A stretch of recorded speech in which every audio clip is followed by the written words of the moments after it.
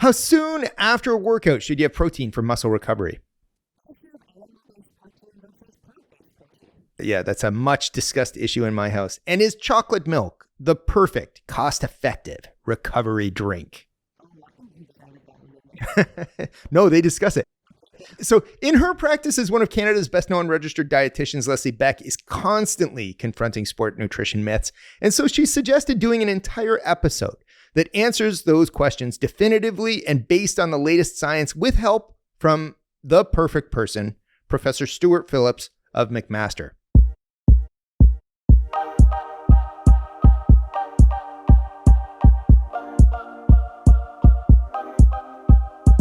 I'm Christopher Shulgin. I'm executive producer of Eat, Move, Think.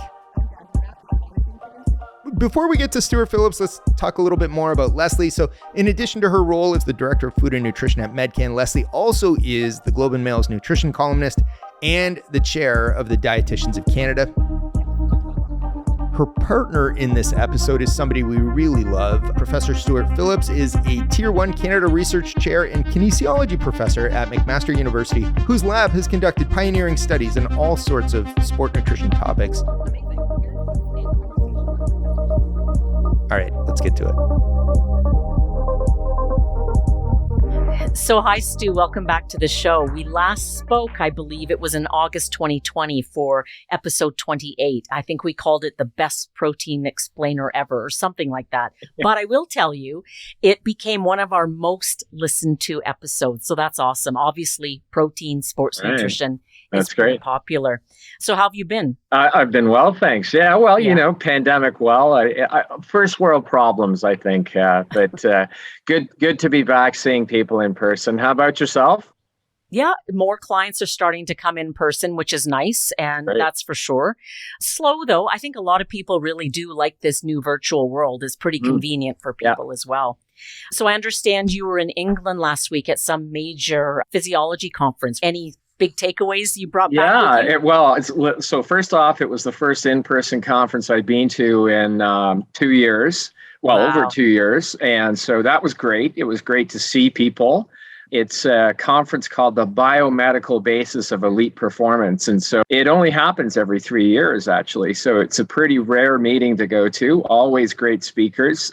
I learned lots. It was a rare occurrence for me too. I went and I actually didn't have to give a talk. So I just listened and learned. Amazing. Which was excellent. I don't know if there's one big takeaway, but exercise continues to be the best possible thing you could do for your health. And after that, it's a lot of molecular alphabet soup, but it's still good stuff. Great. Okay. Thanks for sharing. So today we're going to talk about some common misconceptions in the area of sports nutrition. I've got a list of things that many people believe to be true about sports nutrition. And I'm sure some are, for sure, but not all. And so let's read them out, and I'm going to get you to tell me what your thoughts are, what the rationale is. Is this fact? Is this fiction? And we'll go from there. Sure. The first one that we often hear is, in order to build muscle, you need to consume protein within 30 to 60 minutes of strength training. And I think, you know, on the face of it, this certainly sounds like there is some science behind it, that, you know, what we call that anabolic window. Yeah. But enlighten us what the latest research says.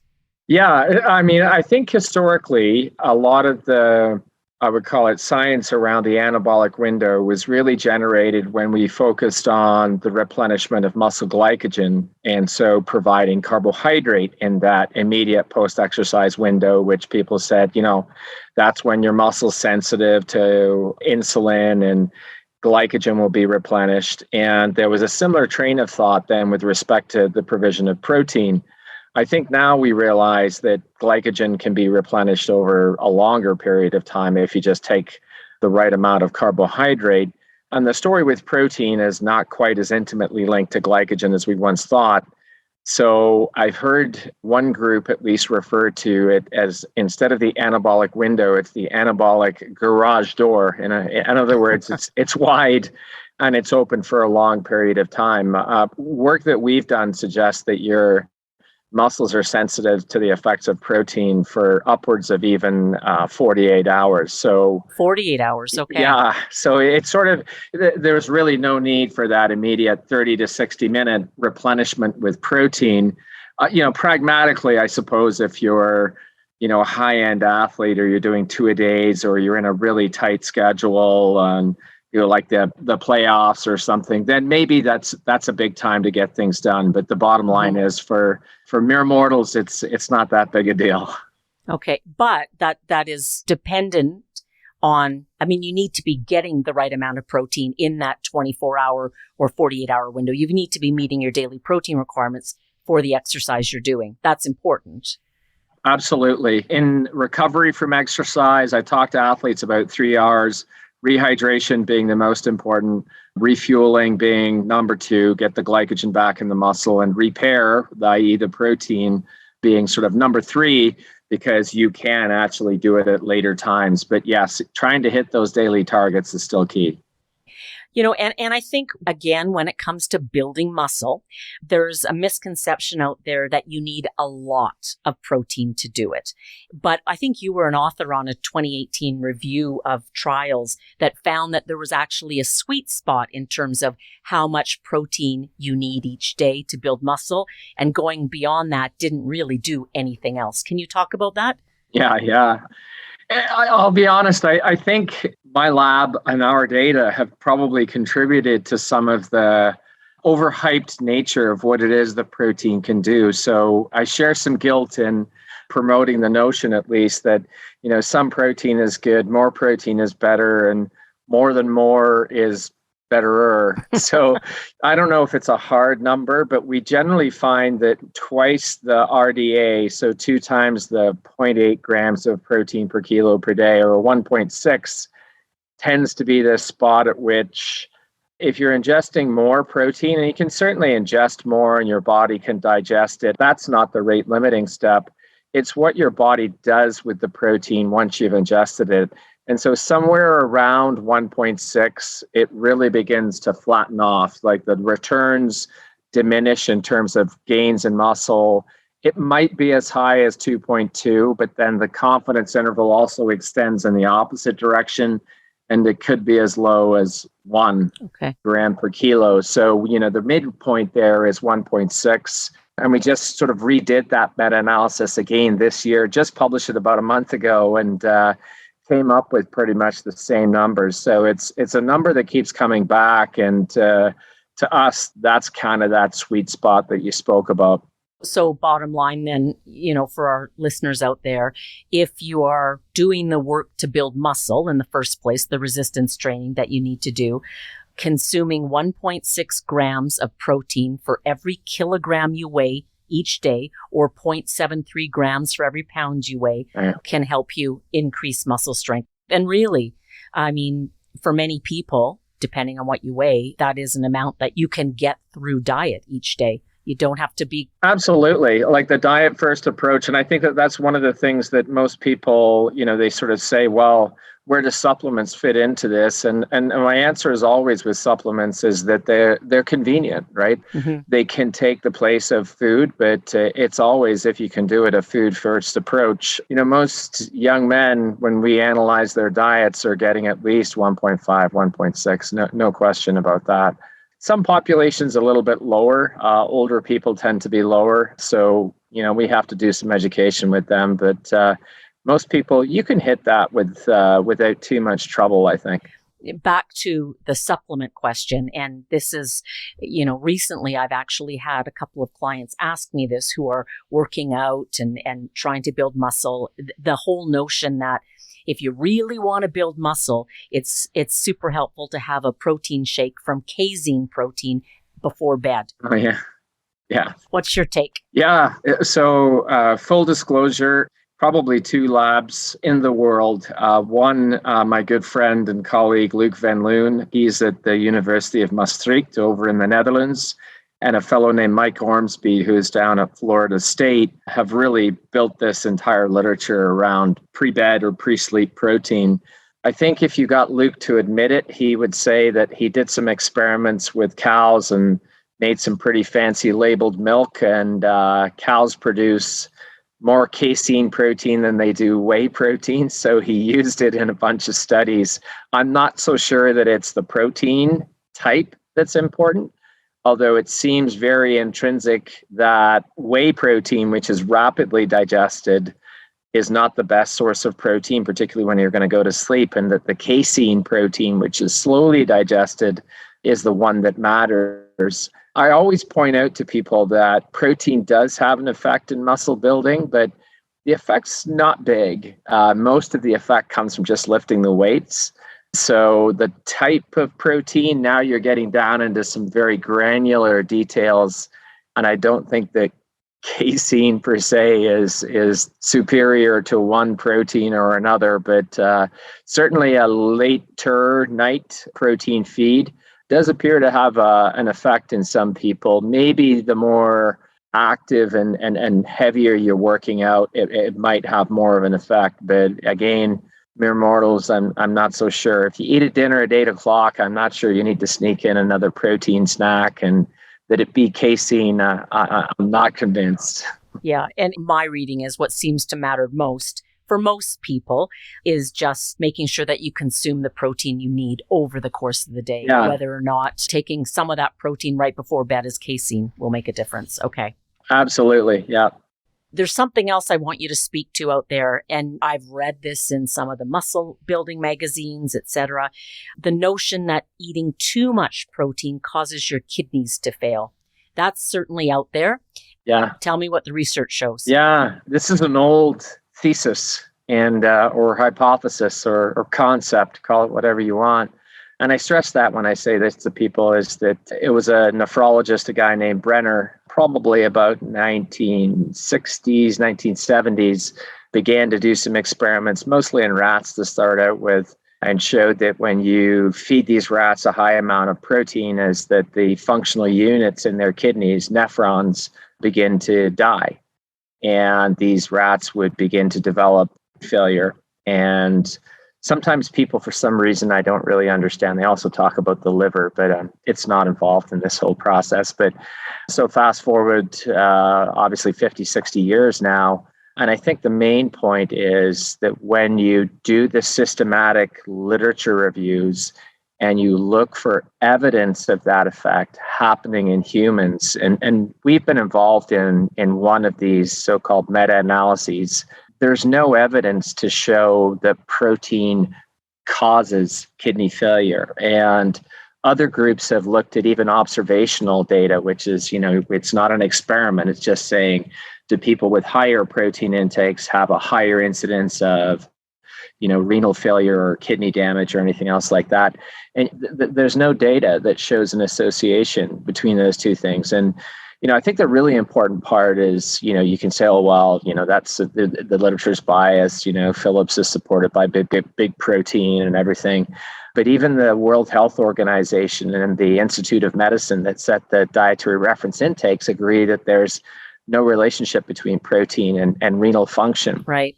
So, the short answer is, after a while, I know people say, absence of evidence isn't evidence of absence, but after 60 years, when we haven't been able to find any evidence, you begin to think, is the thesis really true and correct? Mm-hmm. Or is it something that was generated in animals and showed a pretty pronounced effect there that doesn't really carry over to people? Yeah, to the human situation. Okay.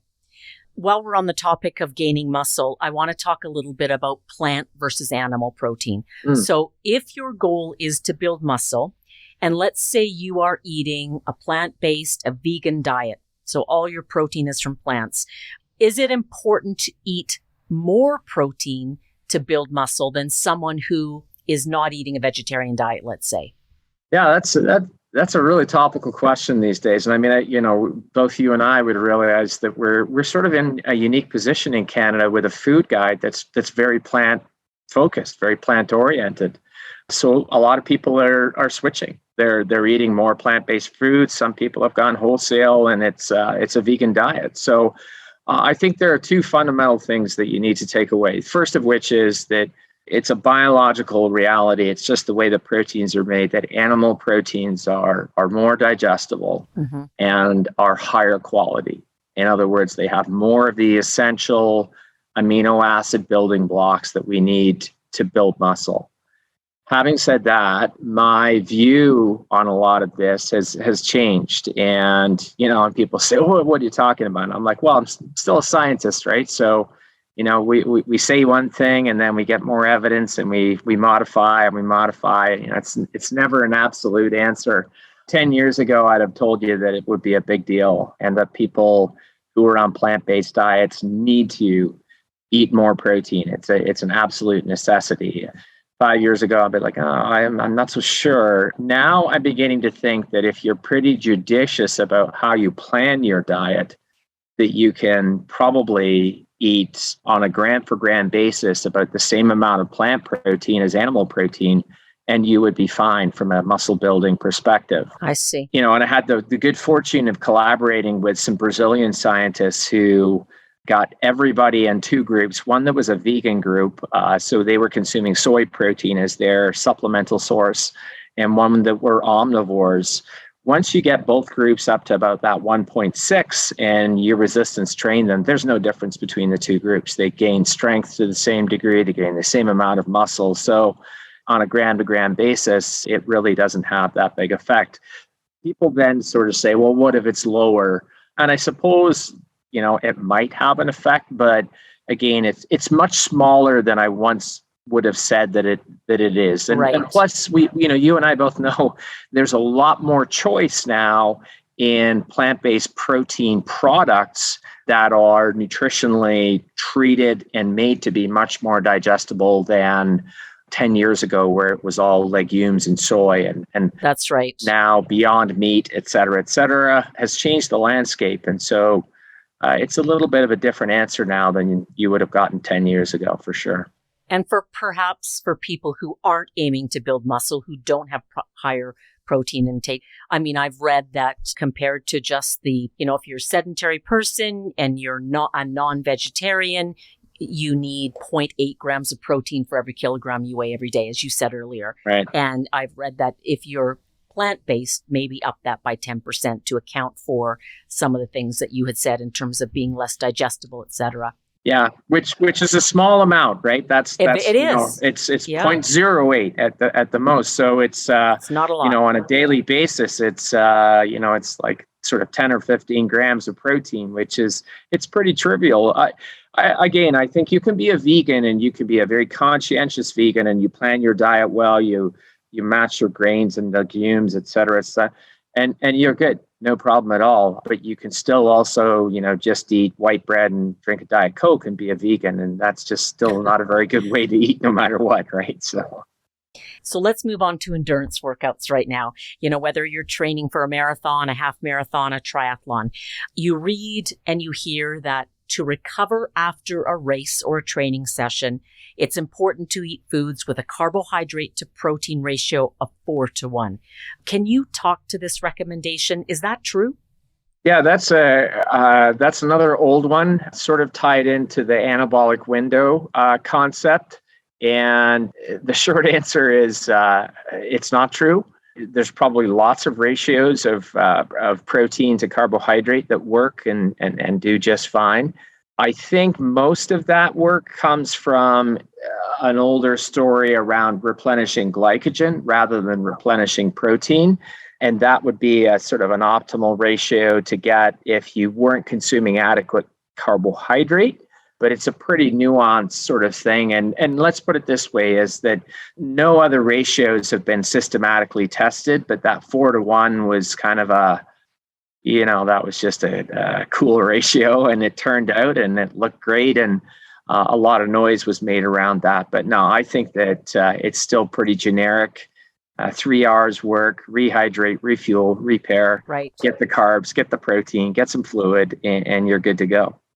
Because years ago when I learned about sports nutrition as a dietitian, this was out there. And, there was some notion that including a little bit of protein in your recovery meal is going to enhance your body's ability to rebuild that glycogen in your muscles. Yeah. And the situation is really the reality of the situation is that that's true if you're not getting enough carbohydrates. So I see. It's sort of 6 of one, half a dozen of the other. The lessons we teach athletes now are get some carbohydrate on board to replenish glycogen, which is probably about 1 gram of carbohydrate per kilogram per hour in the first couple of hours. And then after that, it's all bets are off, and make sure you get some protein, or otherwise eat a mixed meal and make sure you drink some fluid. It tends to work. Here's something else that's been out there for a while. I'm not sure if it still is. I don't hear about it as much, but it became popular for a while. Chocolate milk. Chocolate milk was claimed to be the ideal recovery drink after a workout. Yeah. Tell me all about that. Is it a myth? Yeah. So it's funny that you ask about that. I'll say this, is that myself and Dr. Marty Gabala said years ago that, when we talk about money invested for returns in terms of benefits, chocolate milk was hard to beat. In other words, it was fluid, so you got the rehydration. It had a little bit of extra sugar, so you got the carbohydrate, and it had good high quality protein. And we thought it tasted pretty good. And so we would talk about chocolate milk as being a pretty good recovery beverage. And there were a bunch of studies around chocolate milk. And, whether it's the best, I can't say. I think it checks a lot of boxes, but there are lots of other things that you could drink. And then everybody said afterward, they said, "Oh, it's Stu Phillips, like you're the chocolate milk guy." And I'm like, actually, I've never done any research on chocolate milk, but maybe I talked about it enough that I thought, and then some research did show up that did show, it does a pretty decent job. And, it's still hard to argue if I stacked up, some pretty expensive supplements with a carton of chocolate milk, dollars invested for returns reaped. Chocolate milk's not bad. Okay. I don't know if it's the best. But yeah, I mean, but it'll help. It does the job, and it checks a lot of boxes. I mean, having said that, I could probably concoct some sort of whey protein, high carbohydrate beverage and say it's better, but it would cost a lot more than a carton of chocolate milk. Let's put it that way. Yeah. So moving on to hydration, there's lots of advice out there about sports drinks. People hear it's best to hydrate with sports drinks when they work out in hot weather or during any kind of exercise, regardless of the weather. There certainly is evidence out there that sports drinks improve performance. Tell us how. Yeah, I mean, the sports drink, and I give credit to, the folks that, initially it was Quaker and now PepsiCo with Gatorade, is that there's a lot of research behind Gatorade. I wouldn't, deny that at all. The 6% carbohydrate, so 6 grams of carbohydrate per 100 mils is, that's a science formula. It doesn't slow down, water emptying from your stomach. In other words, Gatorade is emptied from your stomach as fast as water.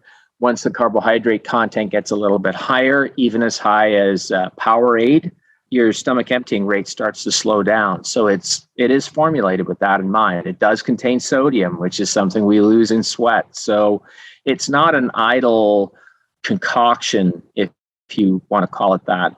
So I do think that sports drinks are effective. The real question becomes one of, are you doing enough and working hard enough to warrant having a sports drink? And that's one of the things.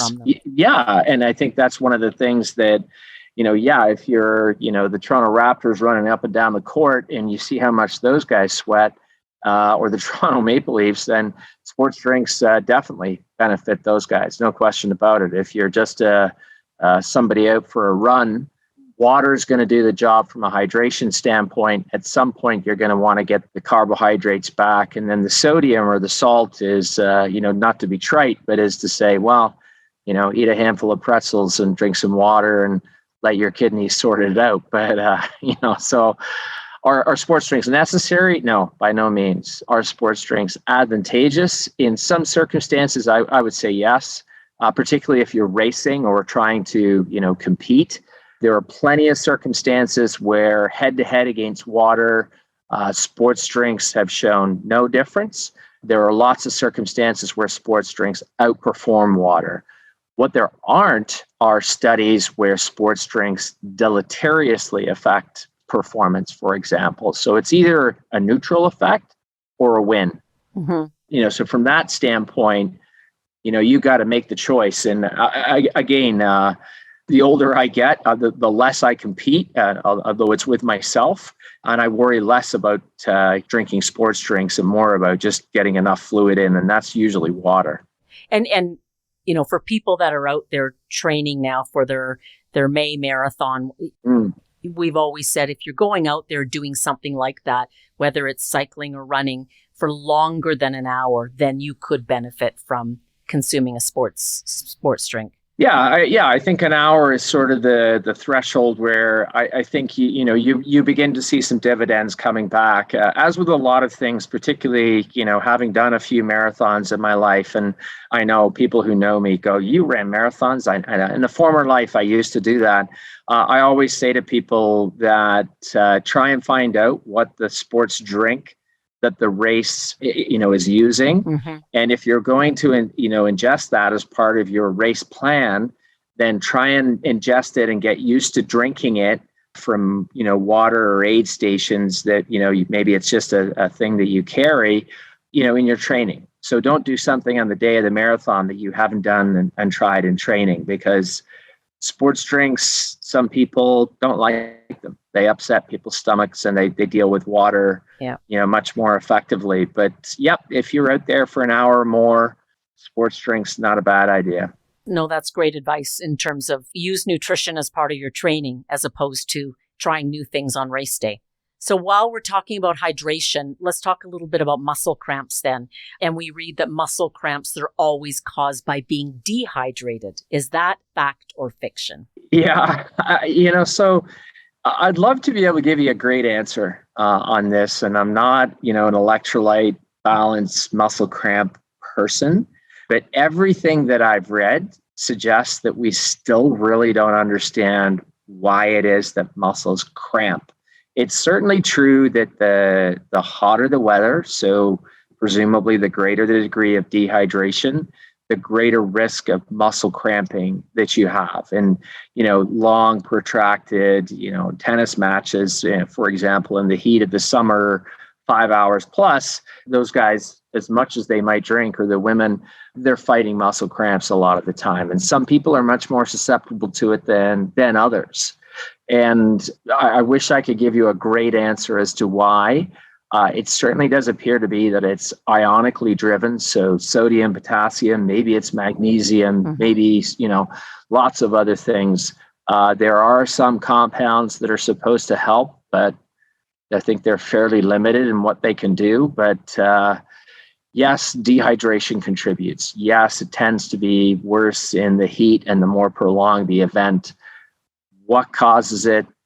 We're still sort of shrugging our shoulders a little bit, I'll be honest. Okay. So there may be other factors as well. Yeah. And that's with respect to the potassium, because you do often hear people say, I need to get my potassium. I'll have a banana to help prevent the muscle cramps. Yeah. It may be. Yeah. Okay, let's talk a little bit about supplements. I don't often get asked about sports supplements beyond, say, protein powders, but occasionally I'll have a client, usually a younger male who's working out in the gym to build muscle, ask me about creatine for building muscle. And I'll admit, I haven't looked at that research for quite some time, but there was research to suggest that creatine monohydrate, does help to build muscle. What does the latest research say? Is it effective? Yeah, like creatine is a supplement that's been around now. I mean, I'm going back some ways, but I mean, when I first heard about it was about 30 years ago. And it's one of the supplements that, unlike a lot of others, it came and it stayed predominantly because it worked. And it does help guys with a little bit of extra, and some women too, although women don't tend to respond quite as well to creatine as men. But let's just say is that it can help. It can add that a little bit extra. I think people who take it also say that they feel like they can do a little bit more work. And that may be the reason why you gain a little bit more muscle, but it's stood the test of time.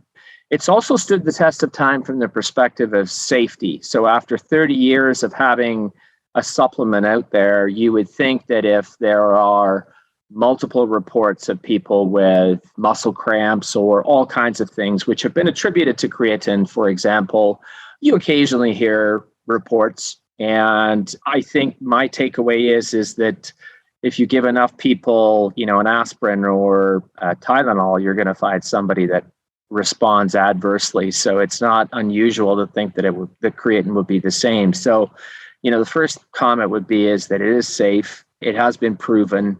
The gains that you can expect are not huge. So once you've got your training dialed in, you've got your sleep dialed in, you're eating your protein, and you've got everything else dialed in, then creatine is another little nudge on top. But it's certainly not what would take somebody who's not training into the elite sphere of bodybuilding, for example. And when I was learning about it, it was you'd have this loading dose. Yeah. And then after that, there's a lower dose, a maintenance dose. Is that still how it works today? Yeah, some people do it that way. I think what we've become a little bit more savvy about that the loading dose or these sort of large excessive doses right at the beginning were much more than we needed. In other words, when you took it, a lot of the creatine that you took spilled over into your urine and you just excreted it. So that's obviously a sign that you can't use it. I think most people have modified that sort of loading phase now to around 2 5-gram doses a day for a few days, or even people take smaller amounts like 3 grams a day, even for 30 days gets you to the same level. So there's not as much sort of hype on this loading phase that we once used to have. But lots of ways tend to work. And the one thing we do know is that we produce about 1.5 grams of it per day. So anything over and above that's a supplement is going to enhance your endogenous creatine stores. We didn't really talk about how it works, but you kind of alluded to that in helping people, perhaps being able to lift more weight, right? So yeah, I mean, I think that there's a lot of theories. There's a lot of work done in cells where they give them creatine and the cells swell, and then the cells tend to grow. And one of the things that you can tell if you're a responder to creatine, as soon as you take it, if you do that loading phase in the first week, you'll gain about 3 or 4 pounds, and your muscles feel tighter. Mm. And people love that, right? Aesthetically, it looks great, and you're like, hey, this stuff, it's awesome. It's what we call an osmolyte. So it goes into the muscle, it pulls some water in, and there's a sort of a stretch in the muscle. And some people believe that is a signal for the muscle to make more protein. I'm not convinced that that's the case, but let's just say is that it sort of contributes to the muscle kind of pump, if you like. Okay. So you look a little bigger. Some people don't respond. Some people, they take creatine and nothing ever happens. And that happens more in women than it does in men. But other people, I've known some guys, they get on creatine and the first week they gain about 7 pounds.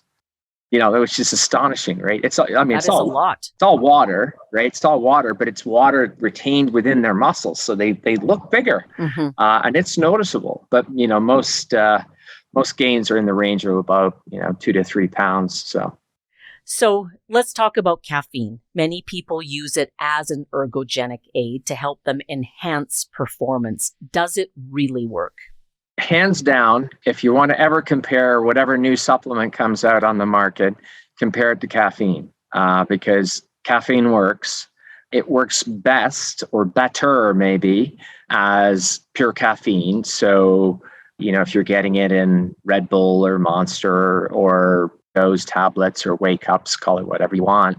That's the pure isolated caffeine compound. Now, not the caffeine from coffee or, other sort of cocoa type beverages. Red Bull. Yeah, but they contain other compounds that come from the bean that are similar in nature to caffeine. And so sometimes they antagonize caffeine's effect. But that sort of neural wake up type effect for most people is what they're after.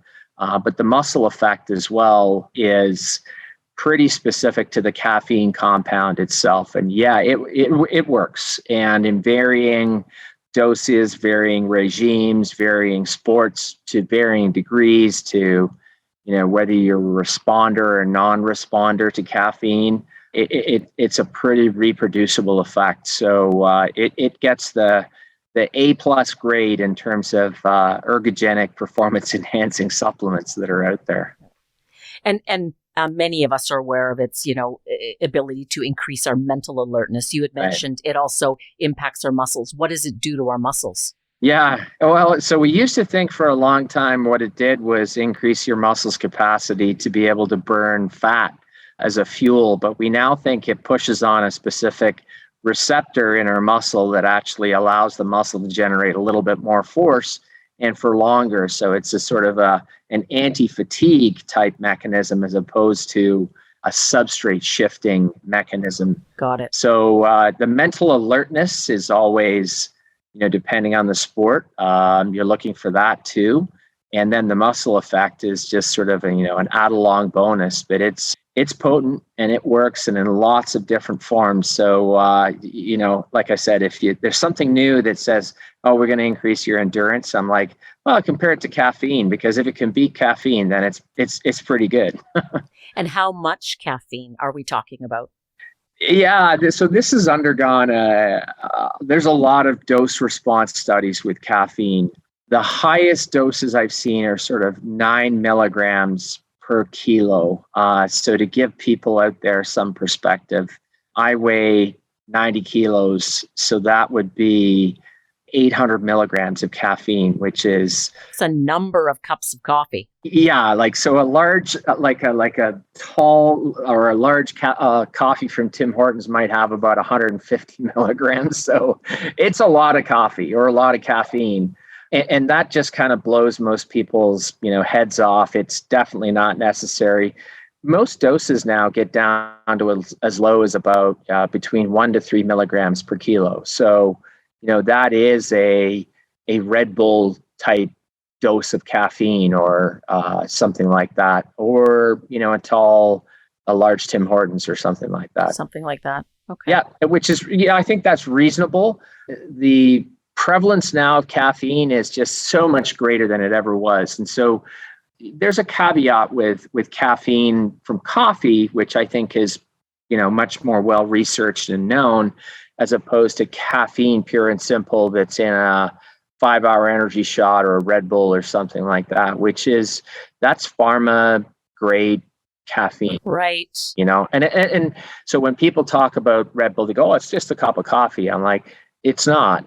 It's not the same. So there's some reason, particularly in kids as well, where I think, we maybe need to be a little bit more careful about allowing these kids to have these types of things, because they're pretty potent in their action for sure. So, Stu, is there anything that you've got your eye on out there in the future of sports nutrition that's very intriguing to you? It's interesting you asked that. I mean, I don't know that sport nutrition and performance enhancement are, there's nothing really that makes me think, oh, this is the next thing. Lots of noise in my mind around testosterone boosters, which have, come and gone in various different forms, never been shown to work, but, there's always noise. As I get older, not that it's athletic performance anymore, but there are supplements that are touted as, for lack of a better word or phrase, is anti-aging. And I think some of those around mitochondrial function, which is, declines as we age, preservation of oxidative status within cells, have some pretty promising results. I don't know whether it's going to allow you to live, longer years, but maybe the years that you live might be better. And so we're really talking about, I think, health span as opposed to lifespan. Right. And I think you're going to see a lot more in that space over the next 5 to 10 years when people now begin to mess with what we call these molecular clocks that we now realize are inherent and present in just about every cell that we have. So once we can begin to manipulate those in a safe manner, then I think you're going to see some supplements that could be potentially pretty beneficial for some people, for sure. And are you referring to supplements like NAD plus, nicotinamide riboside? Okay. Yeah. So Niagen, so nicotinamide riboside is one of them. Another one's called Glynac. It's a glycine and acetylcysteine compound. Urolithin is a mitophagy or chewing up old damaged mitochondria type compound. And these sorts of things are they're in human clinical trials, and the effects are not inconsequential. Let's put it this way. So you're going to see some of that. The only other area where I do think we're going to see some performance enhancing is in the area of sort of cognitive function. So there could be something that alters brain chemistry that's out there that allows people to concentrate more, react quicker, whatever. And I mean, top level sports, those are the differences that become very, very small. And I can see that there are some things on the horizon, maybe in that space as well. From a muscle performance and growth standpoint, it's still Phillips' 3 rules of supplements. If it sounds too good to be true, it probably is.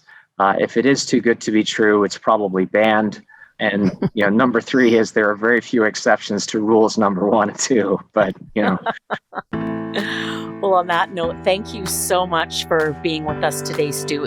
As always, it's just great to talk to you and learn from you as well. Thank you. My pleasure. Thanks for having me on, Leslie. Appreciate it. That was our EAT expert, Leslie Beck, Medcan's Director of Food and Nutrition, in conversation with McMaster Kinesiology Professor Stuart Phillips.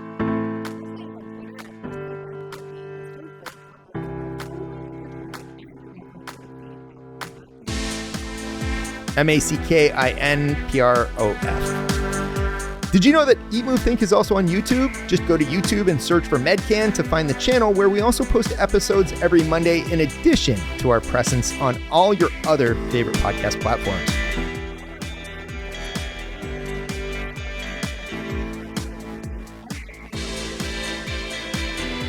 We'll post episode highlights and links you can visit on our website, eatmovethink.podcast.com.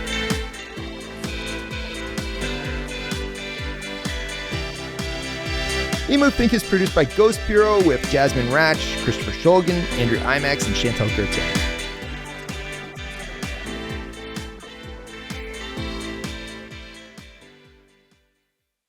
This podcast is intended to provide general information about health and wellness only and is not designed or intended to constitute or be used as a substitute for medical advice, treatment, or diagnosis. You should always talk to your Medcan healthcare provider for individual medical advice, diagnosis, and treatment, including your specific health and wellness needs.